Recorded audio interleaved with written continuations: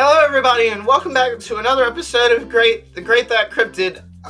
This week we're discussing a strange little guy known as the Mongolian Death Worm. It is shaped like a sausage, about 2 feet long, has no head nor leg, and it is so poisonous that merely to touch it means instant death. I apologize for that brief interruption. I have been told my information regarding the Mongolian longboy is inaccurate.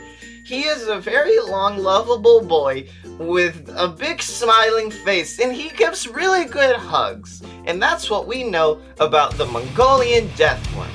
In 1990 and 1992, a scientist named Ivan McElroy led small groups of people into the Gobi Desert to look for this worm.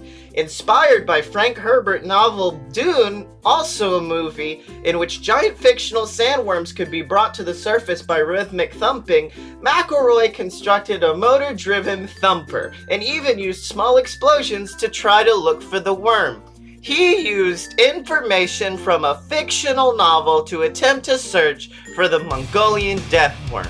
And shockingly enough, no results were found, and the Mongolian Death Worm is still yet to have been discovered in public. McElroy cites a Mongolian legend which described it as traveling underground, creating waves of sand on the surface which allow it to be detected.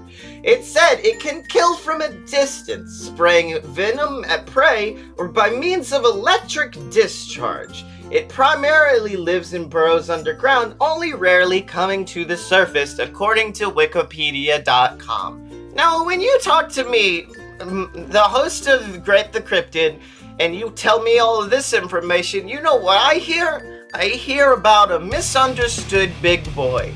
A big long worm who's just traveling through the desert looking for love in all the wrong places.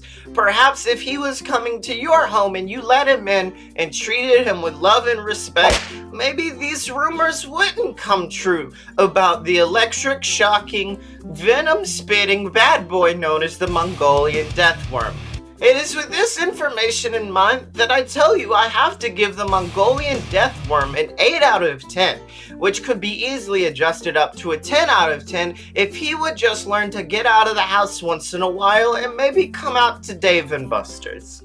To me, the Mongolian Death Worm seems like a long-lost brother who went off and became famous and would never answer your calls no matter how many times you tried to contact him. But then all of a sudden Christmas rolls around and it's like, oh hey Henry, I guess you decided to talk to your family for once. I mean, Mom only made enough chicken pot pie for the 3 of us, but you know what? Fuck yeah Henry, get in here. I don't care, you can have my pot pie that I earned by taking care of the family for all year, and then you just decide to show up whenever. Sorry. That's what the Mongolian Death Worm seems like to me. But brothers need to stick together.